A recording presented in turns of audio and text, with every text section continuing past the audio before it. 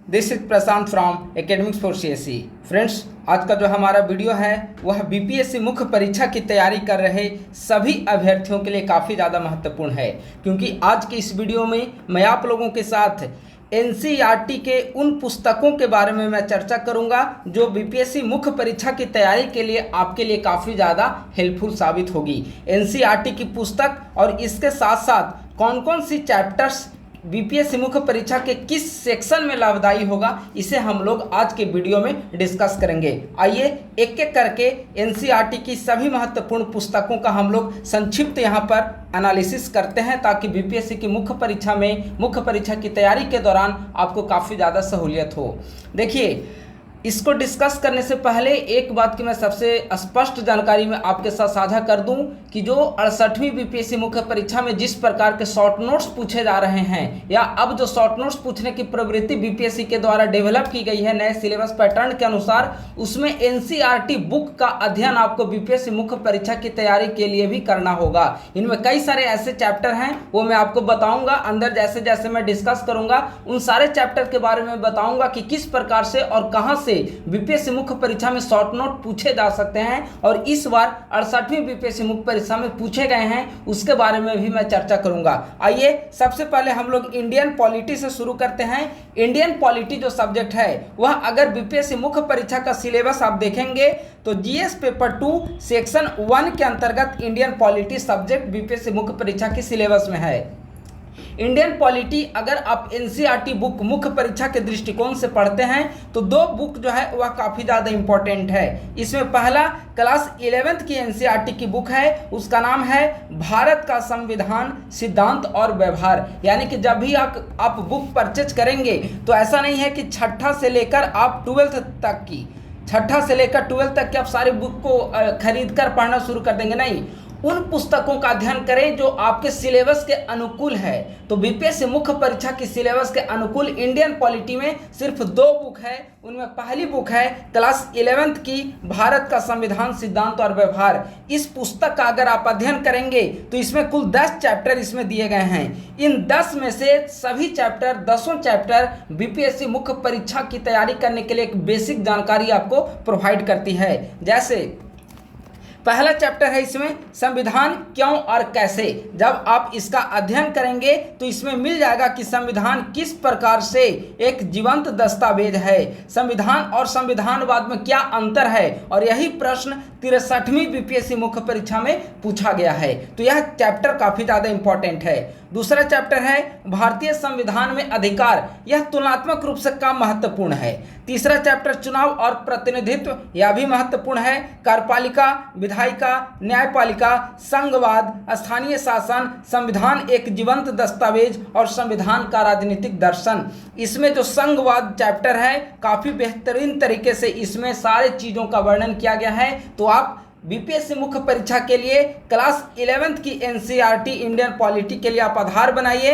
इन जो 10 चैप्टर यहाँ पर दिया गया है उन 10 चैप्टर में से 10 चैप्टर का आप बेहतरीन तरीके से, सूक्ष्म तरीके से आप उसका अध्ययन करिए। आपकी बेस जो है इंडियन पॉलिटी में काफ़ी ज़्यादा स्ट्रांग हो जाएगी और आपकी राइटिंग कैपेसिटी धीरे धीरे जो है वह बढ़ जाएगी। यह है पहली बुक इंडियन पॉलिटी के अंतर्गत। इंडियन पॉलिटी के लिए दूसरी बुक जो सबसे ज़्यादा महत्वपूर्ण है वह है क्लास 12th में पढ़नी है, स्वतंत्र भारत में राजनीति। यानी कि स्वतंत्र भारत की पॉलिटिक्स, किस प्रकार से स्वतंत्र भारत में भारतीय राजनीति का रूपरेखा रहा है, इसके बारे में। इसमें कई सारी चीज़ें, जैसे आप देखेंगे कांग्रेस प्रणाली, चुनौतियां एवं पुनर्स्थापन, ये संघवाद के अंतर्गत भी आएगा, क्योंकि कांग्रेस प्रणाली किसे कहा जाता है, स्वतंत्रता प्राप्ति के पश्चात लंबे समय तक कांग्रेस का जो एक छत्र शासन रहा है उसे ही रजनी कोठारी के द्वारा, एक काफ़ी फेमस पॉलिटिकल साइंटिस्ट रहे हैं, तो उनके द्वारा, रजनी कोठारी के द्वारा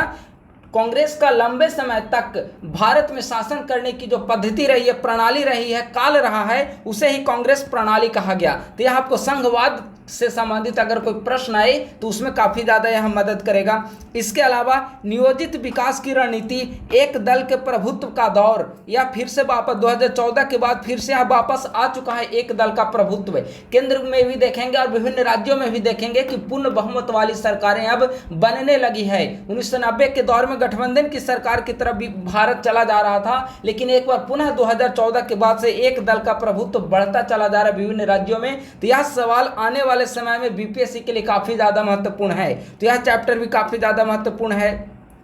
इसके अलावा क्षेत्रीय आकांक्षाएं किस प्रकार से भारतीय राजनीति को प्रभावित करती है, यह 68वीं बीपीएससी मुख्य परीक्षा इंडियन पॉलिटी के अंतर्गत शॉर्ट नोट्स में पूछा गया है। आप सवाल के पन्ने एक बार पलटकर देखेंगे तो यह प्रश्न आपको मिल जाएगा कि क्षेत्रीय राजनीति किस प्रकार से भारत की नीति को प्रभावित करती है। वही हो गया क्षेत्रीय आकांक्षाएं। यह भारतीय राजनीति में क्या क्या नए बदलाव आ रहे हैं, क्या क्या नए बदलाव देखने को मिल रहे हैं, और इन सभी चैप्टर के लिए एनसीईआरटी से बेहतर बुक हो ही नहीं सकती। आपकी बेसिक जो जानकारी है वह इन पुस्तकों के माध्यम से आपको मिल जाएगी। तो आप इंडियन पॉलिटी के लिए एनसीईआरटी की 2 पुस्तकों का आप अध्ययन करेंगे। मेरा सजेशन मानिए, इन 2 पुस्तकों का अध्ययन करने से इंडियन पॉलिटी की जो बेसिक समझ है वो आपकी डेवलप हो जाएगी, और इंडियन पॉलिटी में शॉर्ट नोट्स कहीं से भी आए आप लिखने की स्थिति में होंगे। पहली बुक हमने बताया क्लास 11th की भारत का संविधान, सिद्धांत और व्यवहार, और दूसरी बुक है क्लास 12th की स्वतंत्र भारत में राजनीति।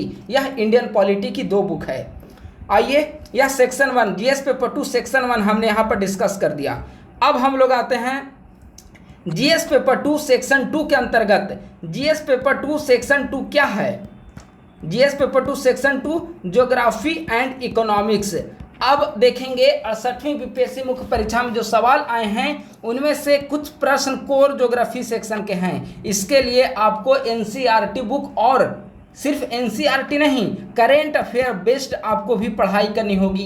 भारतीय मानसून को कौन प्रभावित कर रहा है, अल नीनो जो है किस प्रकार से भारतीय मानसून को प्रभावित कर रही है, हिंद महासागर डाइपोल पूछा गया है इसमें GS paper 2 section 2 short notes 68वीं के अंतर्गत। तो ये सभी जो है इनकी बेसिक चीज़ों का अध्ययन आपको एनसीईआरटी बुक में मिल जाएगी। तो आइए यहाँ पर हम लोग इकोनॉमिक्स का देखते हैं। इकोनॉमिक्स के अंतर्गत क्लास 9th की आप इकोनॉमिक बुक को परचेज करिए। इसके अंतर्गत 3 चैप्टर आपको पढ़नी है, ये 3 चैप्टर पढ़नी है। इसमें दूसरा चैप्टर है संसाधन के रूप में लोग। इसमें आपको मानव संसाधन के बारे में बेसिक जानकारी आपको मिल जाएगी। इसके बाद यह निर्धनता है यानी कि गरीबी है। अब देखेंगे इतना बेहतर तरीके से इसमें गरीबी के बारे में वर्णन किया गया है। 63वीं बीपीएससी मुख्य परीक्षा जीएस पेपर 2 सेक्शन 2 के अंतर्गत यह प्रश्न पूछा गया है, और ये जो प्रश्न पूछा गया था वो फुलफिल करता है। ये चैप्टर जो है अपने आप में इस प्रश्न की डिमांड को फुलफिल करता है, तो आप इस बुक को जरूर पढ़ें। चौथा नंबर पे जो चैप्टर है खाद्य सुरक्षा, फूड सिक्योरिटी। आप जानते हैं खाद्य सुरक्षा कितना महत्वपूर्ण है ज्योग्राफी इकोनॉमिक्स के लिए, ठीक है। अभी अंतर्राष्ट्रीय मोटे अनाज का देखा जाए तो वर्ष मनाया जा रहा है, वह भी कहीं ना कहीं खाद्य सुरक्षा से ही संबंधित है। तो ये तीनों जो चैप्टर हैं वह 9th क्लास की इकोनॉमिक बुक के अंतर्गत ये 3 चैप्टर बीपीएससी मुख्य परीक्षा के लिए इंपॉर्टेंट है। यह हो गया 9वीं क्लास की इकोनॉमिक्स। अब हम लोग 10th क्लास की इकोनॉमिक्स को देखिए। 10th क्लास के अगर ये 10वीं क्लास की इकोनॉमिक्स है, 10th क्लास के अगर आप इकोनॉमिक्स को देखेंगे, बुक का नाम है आर्थिक विकास की समझ। ये पुस्तक का यहाँ पर फोटो लगाया हुआ है। इसके तहत आपको सारे चैप्टर, इसमें ऑल चैप्टर्स, सारे चैप्टर्स इसके अंतर्गत आपको पढ़ना है। पहला चैप्टर क्या है, विकास, डेवलपमेंट के बारे में आपको जानकारी मिलेगी। आर्थिक विकास क्या है उसके बारे में आपको जानकारी मिलेगी। दूसरा चैप्टर है भारतीय अर्थव्यवस्था के क्षेत्रक। भारतीय अर्थव्यवस्था के क्षेत्रक कहने का मतलब हो गया प्राथमिक, द्वितीयक और तृतीयक। ये तीनों क्षेत्रों के बारे में आपको संक्षिप्त जानकारी मिलेगी, यानी कि बेसिक जानकारी जो है आपको यहाँ से मिल जाएगी। मुद्रा और साख इसे नहीं पढ़ें, इस चैप्टर को आप छोड़ दें। वैश्वीकरण और भारतीय अर्थव्यवस्था, ग्लोबलाइजेशन का भारतीय अर्थव्यवस्था पर क्या प्रभाव पड़ रहा है। 1991 में जो न्यू इकोनॉमी पॉलिसी हमारे देश के द्वारा अपनाई गई उसका वर्तमान समय में भारतीय अर्थव्यवस्था पर क्या प्रभाव पड़ रहा है वो इस चैप्टर में डिस्कस किया गया है, आप इसे जरूर पढ़ें। अगला है उपभोक्ता अधिकार, इसे छोड़ दें। यानी कि कुल इसमें चैप्टर हैं, टोटल चैप्टर की संख्या इसमें कितनी है, 5 टोटल चैप्टर है। 1 2 3 4 5 5 में से पढ़ने वाले जो चैप्टर हैं वो कितने चैप्टर हैं? 3। कौन कौन से छोड़ना है? मुद्रा और साख चैप्टर नंबर 3 को छोड़ दीजिए और चैप्टर नंबर 5 उपभोक्ता अधिकार को छोड़ दीजिए। इसमें से टोटल 5 चैप्टर में से आपको 3 चैप्टर बीपीएससी मुख्य परीक्षा के लिए आपको डायरेक्टली इंपॉर्टेंट है और डायरेक्टली आपको इसका अध्ययन करना है। तो यह 10th क्लास की इकोनॉमी हो गई। 9th क्लास की इकोनॉमी हमने देखा। 10th क्लास की इकोनॉमी के अंतर्गत 3 चैप्टर, 9th के अंतर्गत हमने 3 चैप्टर को देखा। अब 11th क्लास की इकोनॉमी को देखिए, यह तो काफी ज्यादा इंपॉर्टेंट है। मेरा सजेशन है कि इस बुक को आप जरूर परचेज करें, ठीक है। क्लास 11th की इकोनॉमी भारतीय अर्थव्यवस्था का विकास पुस्तक का नाम है। आप जब भी बुक लेने जाएंगे तो ये देख लिया करिए, इसी बुक को परचेज करना है। ये ओरिजिनल एनसीईआरटी बुक है, या फिर आप इसको ऑनलाइन डाउनलोड करके इसका आप प्रिंट करा सकते हैं। इसके अंतर्गत देखें तो सारे चैप्टर इसमें महत्वपूर्ण है। पहला है विकास नीतियां और अनुभव। 1947 से लेकर 1990 ईस्वी तक भारत की विकास नीति किस प्रकार से रही है, हमने विकास नीति के दौरान कौन कौन से अनुभव को प्राप्त किए हैं, वह पहला इकाई 1 के अंतर्गत मिलेगा। इकाई 1 में 2 चैप्टर हैं। पहला चैप्टर स्वतंत्रता की पूर्व संध्या पर भारतीय अर्थव्यवस्था और दूसरा भारतीय अर्थव्यवस्था 1950-1990, यानी कि इकाई 1 के अंतर्गत 1947 से 1990 तक की भारतीय अर्थव्यवस्था की विकास किस प्रकार की रही है उसके बारे में पढ़ना है। इकाई 2 के अंतर्गत 1991 से जो आर्थिक सुधार अपनाई गई, उदारीकरण, निजीकरण और वैश्वीकरण, उसकी एक समीक्षा का इसमें अध्ययन किया जा रहा है। यानी कि हम स्वतंत्रता से शुरू करेंगे भारतीय अर्थव्यवस्था का विकास, स्वतंत्रता से लेकर 1990 ईस्वी तक पढ़ेंगे। उसके बाद 1990 में जो चेंजेज आई इंडियन इकोनॉमी के अंतर्गत, एलपीजी की जो पॉलिसी हमने अपनाया, उन एलपीजी पॉलिसी का भारतीय अर्थव्यवस्था पर क्या असर पड़ रहा है, उसकी समीक्षात्मक अध्ययन हम लोग इकाई 2 में करेंगे।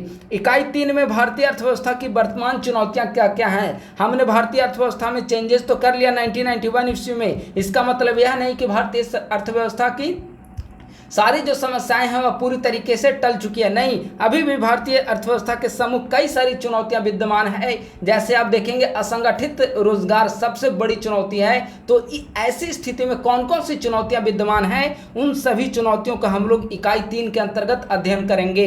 तो आप इस पूरी बुक को खरीदिए। इसके बाद देखेंगे भारत में मानव पूंजी का विकास किस प्रकार से भारत में ह्यूमन कैपिटल का विकास हो रहा है, इसके बारे में इसमें पढ़ना है। ग्रामीण विकास, रूरल डेवलपमेंट किस प्रकार से हो रहा है, क्या है ग्रामीण विकास, क्या भारतीय अर्थव्यवस्था पर इसका प्रभाव पड़ रहा है। रोजगार समृद्धि, पर्यावरण और धारणीय विकास काफ़ी ज़्यादा इंपॉर्टेंट चैप्टर है। सस्टेनेबल डेवलपमेंट एंड इन्वायरमेंट, यह बहुत महत्वपूर्ण चैप्टर है। भारत और उसके पड़ोसी देशों के तुलनात्मक विकास अनुभव, इसमें चाइना, पाकिस्तान जैसे, श्रीलंका जैसे कंट्री का तुलनात्मक अध्ययन इसमें दिया गया है। आप जब भी पढ़ेंगे तो आप देखेंगे कि आखिर क्यों चाइना जो है वह 1970-80 तक भारत की ही तरह था, लेकिन 1980 के दशक में चाइना ने इकोनॉमिक पॉलिसी में बदलाव लाए। उसके कारण चाइना किस प्रकार से वैश्विक पटल पर आज एक उभरता हुआ कंट्री बन चुका है। हमने 1990 में चाइना के 10 साल के बाद हमने एलपीजी की पॉलिसी को अपनाया, अन्यथा आज हम चाइना को पछाड़ चुके होते हैं। लेकिन चाइना इकोनॉमी में आज हमसे ज़्यादा आगे बढ़ चुका है। इसका कारण है कि चाइना ने 10 वर्ष पहले हमसे इकोनॉमिक सुधार की पॉलिसी को अपनाया है। तो स्वाभाविक है कि अगर उसने पहले पॉलिसी को अपनाया तो वह हमसे ज़्यादा तरक्की करेगा। तो यही कारण है,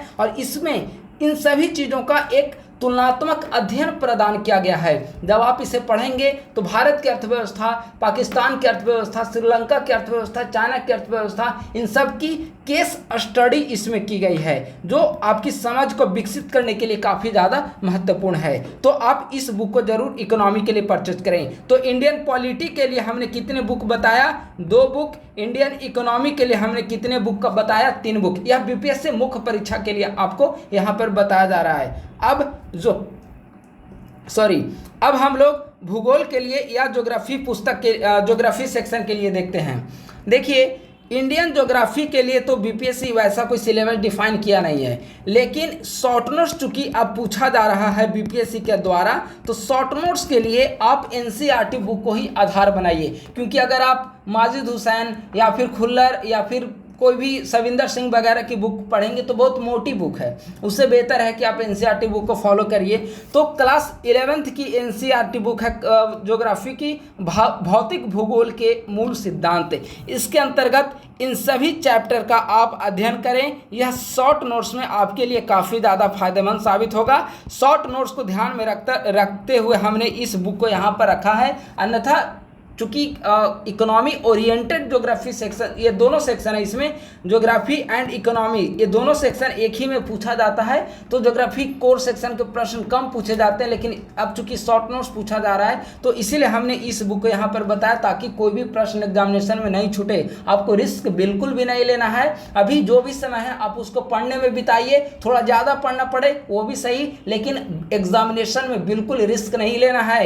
69वीं बीपीएससी की जो परीक्षा होगी काफ़ी ज़्यादा महत्वपूर्ण साबित होने वाली है। वैकेंसीज के मामले में काफ़ी बेहतरीन, काफ़ी अच्छी संख्या में इसमें वैकेंसी आने वाली है। तो आप लोग बेहतर तरीके से जितना पढ़ना पड़े पढ़िए और बेहतर तरीके से अपनी इसका एक बेस बनाइए और इन सभी पुस्तकों का अध्ययन करिए जिस पर आपको लगे कि इस पुस्तक के द्वारा, इस पुस्तक हमें कहीं ना कहीं तैयारी के इस सफ़र के दौरान हमारे लिए लाभदायी साबित हो सकता है, तो उस पुस्तक को अवश्य पढ़ें। तो क्लास 11th की भूगोल की पुस्तक आप लोग जरूर पढ़ें। इन सभी चैप्टर को, चाहे वह पृथ्वी की उत्पत्ति हो, महासागर महाद्वीपों का वितरण हो, वायुमंडल या फिर किसी भी प्रकार के महासागरीय जल, जैव विविधता, इन सभी चैप्टर को आप लोग पढ़ें। कोई भी चैप्टर इसमें छोड़ना नहीं है।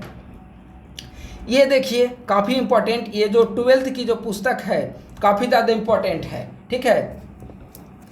इसमें मानव भूगोल के मूल सिद्धांत, क्लास 12th की पुस्तक है मानव भूगोल के मूल सिद्धांत। इसके अंतर्गत देखेंगे तो जनसंख्या के बारे में, चूँकि जनसांख्यिकी जो है वह बीपीएससी सेक्शन 2 के अंतर्गत, जीएस पेपर 2 में सेक्शन 2 के अंतर्गत जनसांख्यिकीय लाभांश वगैरह से सवाल पूछते रहा है। और चूँकि जनसंख्या से भी यह रिलेटेड है, और यहाँ जो चैप्टर दिया गया है विश्व जनसंख्या, जनसंख्या का वितरण, घनत्व, वृद्धि, मानव विकास, यानी कि मानव भूगोल से संबंधित है। तो इस चैप्टर को आप लोग जरूर पढ़ें। इसके अलावा इकोनॉमी के अंतर्गत जो 3 सेक्टर अभी हमने बताया, प्राथमिक, द्वितीयक और तृतीयक, इन सभी क्षेत्र के बारे में यहाँ पर वर्णन किया गया है। तो आप इसे पढ़ें। इसे पढ़ने के बाद जो आपकी कंसेप्ट बिल्डअप होगी, यह आपको जीएस पेपर 2 सेक्शन 2 के अंतर्गत, जो कि काफ़ी एक महत्वपूर्ण सेक्शन मुख्य परीक्षा के अंतर्गत है और इसमें काफ़ी कम मार्क्स आते हैं, लेकिन अगर बेसिक कॉन्सेप्ट आपका क्लियर रहा तो आपके अच्छे मार्क्स एग्जामिनेशन में प्राप्त होगी। जीएस पेपर 2 ही एक ऐसा सेक्शन है जो आपकी एंट्री कराएगी और काफ़ी बेहतर स्कोर से आप अच्छे रैंक लाकर मुख्य परीक्षा में शानदार प्रदर्शन कर सकते हैं। तो इस चैप्टर को आपको पढ़ना। क्लास 12th की पुस्तक है मानव भूगोल के मूल सिद्धांत। अब हमने जीएस पेपर 2 के बाद, अब चूंकि हमने जीएस पेपर 2 सेक्शन 2 देखा, सेक्शन 1 देखा, अब हम लोग Indian history, art and culture पे देखते हैं। इंडियन हिस्ट्री का आर्ट एंड कल्चर की एक ही बुक आपको पढ़नी है, क्लास 11th भारतीय कला का विकास भाग 1। इसके अंतर्गत आप देखेंगे क्लास 11th की ये पुस्तक है, क्लास 11th। ये बुक देखेंगे तो इसमें चैप्टर यहाँ पर दिया गया है, जैसे देखें मौर्यकालीन कला, ये तो हमारा सिलेबस में है ही। कौन कौन सा कला हमें पढ़ना है? मौर्य कला, पाल कला, पटना कलम, यहाँ पर मौर्य कला आपको दिया हुआ है। इसके अलावा मंदिर स्थापत्य और मूर्ति कला, 68वीं बीपीएससी मुख्य परीक्षा में यहीं से प्रश्न पूछा गया है। आप इस बात को नोट डाउन कर लें और इस पुस्तक को जरूर पढ़ें। पार्ट 1 जीएस पेपर 1 सेक्शन 1 के लिए, GS paper 1 section 1 art and culture, Indian history के लिए, आर्ट एंड कल्चर के लिए इस बुक का अवश्य परचेज करें। इसमें से आप देखेंगे मंदिर स्थापत्य कला का तो चैप्टर हो गया, मौर्यकालीन कला हो गया। इसके अलावा भविष्य में अब ऐसा नहीं है कि जो प्रश्न पूछा गया वही फिर से रिपीट होगा, हो सकता है इसमें से कोई नए डायमेंशन में ये प्रश्न पूछ ले। भारतीय कला और स्थापत्य में मौर्यकालीन प्रवृत्तियाँ क्या क्या रही है, सिंधु घाटी की कलाएं किस प्रकार की थी, भारतीय कांस्य प्रतिमाओं के बारे में आप शॉर्ट नोट्स लिखें, ऐसा भी तो पूछा जा सकता है ना। तो इसके लिए आपको पहले से तैयार होना होगा। ऐसा नहीं है कि जो एग्जामिनेशन में प्रश्न पूछा जाएगा उसी टॉपिक को फिर आप अगली बार के लिए करेंगे, नहीं। बेहतर रणनीति यही होगी कि आगे किस प्रकार से प्रश्न बीपीएससी पूछ सकता है, इसका आप पहले ही अनुमान लगाकर तैयारी कर सकें, यही स्मार्ट स्ट्रेटजी कहलाएगी और इसी आधार पर आप बीपीएससी मुख्य परीक्षा में सिलेक्शन पाएंगे। तो इस बुक को आपको आर्ट एंड कल्चर के लिए परचेज करना है। अब हम लोग एक बुक देखते हैं बायोलॉजी के लिए, ठीक है। इसमें 12th क्लास की यह बायोलॉजी बुक है, क्लास 12th में बायोलॉजी बुक। देखिए इसके अंतर्गत बायोटेक दिया गया है। बायोटेक आप इकाई 9 निकालेंगे या चैप्टर 9 और चैप्टर 10, इन दोनों मिलाकर बायोटेक जो दिया गया है उसमें बहुत बेहतर तरीके से दिया गया है। जैव प्रौद्योगिकी के बारे में बताया गया है, उसका क्या यूज़ है, क्या एप्लीकेशन है, इन सभी चीज़ों को इसमें बताया गया है। तो क्लास 12th बायोलॉजी के अंतर्गत एक चैप्टर, सिर्फ और सिर्फ एक चैप्टर आपको पढ़नी है, बायोटेक्नोलॉजी, जैव प्रौद्योगिकी। आप प्रीलिम्स के लिए एनसीईआरटी बुक खरीदे ही होंगे, तो उसी में से आप काम चलाइए क्लास। या फिर आप एक चैप्टर के लिए सोच रहे होंगे कि क्यों हमें बुक खरीदना है, तो आप ऑनलाइन डाउनलोड करके भी इस चैप्टर का प्रिंट निकाल लीजिए। 20 से 25 पेज का प्रिंट है, मुश्किल से 2 रुपये पेज प्रिंट निकलता है। आप प्रिंट निकालकर आप इसका बेहतर तरीके से अध्ययन करिए, काफ़ी अच्छे तरीके से इसमें बायोटेक को बताया गया है। तो आज के वीडियो में इतना ही सारा जो एनसीईआरटी बुक है, इसके अलावा बीपीएससी मुख्य परीक्षा के लिए आपको कुछ भी एनसीईआरटी ज़्यादा पढ़नी नहीं है। कई लोग जो हैं वह आपको सजेस्ट करेंगे कि छठा से लेकर 12वीं तक एनसीईआरटी बुक आप पढ़ लीजिए। नहीं, ऐसा नहीं है। जो आपके काम की चीज़ नहीं है उसे आप पढ़कर क्यों अपना समय बर्बाद करेंगे। हमने यहाँ पर ठोस बताया है। सारे एनसीईआरटी बुक और चैप्टर को देखने के बाद ये वीडियो मैं बनाया हूँ, तो उम्मीद है कि सारे महत्वपूर्ण सेक्शन इसमें कवर हो गए हैं जो हमने बताया। आपको पॉलिटी के लिए 2 बुक हमने बताया, बीपीएससी मुख्य परीक्षा के लिए। इकोनॉमी के लिए आपको हमने 9th, 10th और 11th 3 बुक बताया, जिनमें से 9th एंड 10th से आपको 3-3 चैप्टर पढ़नी है। क्लास 11th की आपको फुल बुक पढ़नी है। ज्योग्राफी के लिए हमने 2 बुक बताया, और बायोलॉजी यानी कि साइंस एंड टेक इसको कहिए, इसका 1 बुक बताया, और 1 बुक के अंतर्गत भी 1 चैप्टर बताया। कुल मिलाकर अगर देखेंगे ओवरऑल, तो सिर्फ और सिर्फ 15 से 20 चैप्टर जो हैं आपको एनसीईआरटी के अंतर्गत पूरी बुक को मिलाकर बीपीएससी मुख्य परीक्षा के लिए, ये पीटी के लिए मैं नहीं बता रहा हूँ, बीपीएससी मुख्य परीक्षा के लिए इतना ही सारे चैप्टर आपको कंप्लीट करने हैं। इसके अलावा एनसीईआरटी बुक को मत पढ़िए ज़्यादा मेंस के लिए। इसके अलावा जब आप इतना बीपीएससी मुख्य परीक्षा के लिए बेसिक चीज़ों को पढ़ लें, इसको पढ़ने के बाद ओरिजिनल टेक्स्ट बुक की तरफ आप जाएं, और कम से कम एक ओरिजिनल टेक्स्ट बुक को आप फॉलो करें, और आंसर राइटिंग प्रैक्टिस तो बीपीएससी में सफलता प्राप्त करने के लिए बहुत जरूरी है। आप नियमित अंतराल पर आंसर प्रैक्टिस करते रहें, और हमारे द्वारा भी जो यूट्यूब पर मॉडल आंसर डिस्कस किए जा रहे हैं, शॉर्ट नोट्स भी डिस्कस किया जाता है, लॉन्ग प्रश्न भी डिस्कस किए जा रहे हैं, और ऐसे भी अब हमने डिस्कस करना प्रारंभ कर दिया है। तो इन चीज़ों का यूट्यूब पे फ्री में सबके लिए अवेलेबल है, तो आप देखकर उसका यूज़ करिए, यूटिलाइज करिए, ताकि बेहतर तरीके से आप एग्जामिनेशन में परफॉर्मेंस कर सकें। ठीक है ना। तो इस प्रकार से आज का जो हमारा सेशन है यहीं पर समाप्त होता है। किसी भी प्रकार की कोई डाउट हो आपको या कोई क्वेरी हो, तो आप कमेंट सेक्शन में उसे ज़रूर लिखें, हम लोग उसे समय मिलते ही आपको रिप्लाई ज़रूर देंगे। थैंक यू सो मच, बहुत बहुत धन्यवाद। आप हमारे टेलीग्राम चैनल को ज्वाइन कर लीजिए। वहाँ पर बीपीएससी मुख्य परीक्षा के लिए बेहतर कंटेंट आपको वहाँ पर शेयर किया जाता है, ना सिर्फ मुख्य परीक्षा के लिए, बल्कि टेलीग्राम चैनल जब आप ज्वाइन करेंगे, टेलीग्राम चैनल का नाम है एकेडमिक्स फॉर सीएसई, यह है हमारा टेलीग्राम चैनल। ठीक है, ज्वाइन ऑन टेलीग्राम। इसे जब आप ज्वाइन करेंगे टेलीग्राम पे, तो टेलीग्राम पे हमारे द्वारा, ये हमारा टेलीग्राम का लिंक दिया गया एकेडमिक्स फॉर सीएसई, आप सर्च करिएगा वहाँ पे। तो बीपीएससी प्रीलिम्स से रिलेटेड, प्रीलिम्स फैक्ट्स हो गया, कंसेप्ट हो गया, बीपीएससी मुख्य परीक्षा से रिलेटेड आर्टिकल हो गया, एडिटोरियल पेज हो गए, मॉडल आंसर वगैरह हो गए, वह हमारे टेलीग्राम पर आप सभी के लिए फ्री में अवेलेबल है। आप टेलीग्राम चैनल को ज्वाइन करिए, और अपनी तैयारी को धार देने के लिए एकेडमिक्स फॉर सीएसई के द्वारा प्रोवाइड किए जा रहे मटेरियल का बेहतर तरीके से यूटिलाइज करिए। इस वीडियो को लाइक, सब्सक्राइब और शेयर करना ना भूलें। थैंक यू सो मच, बहुत बहुत धन्यवाद।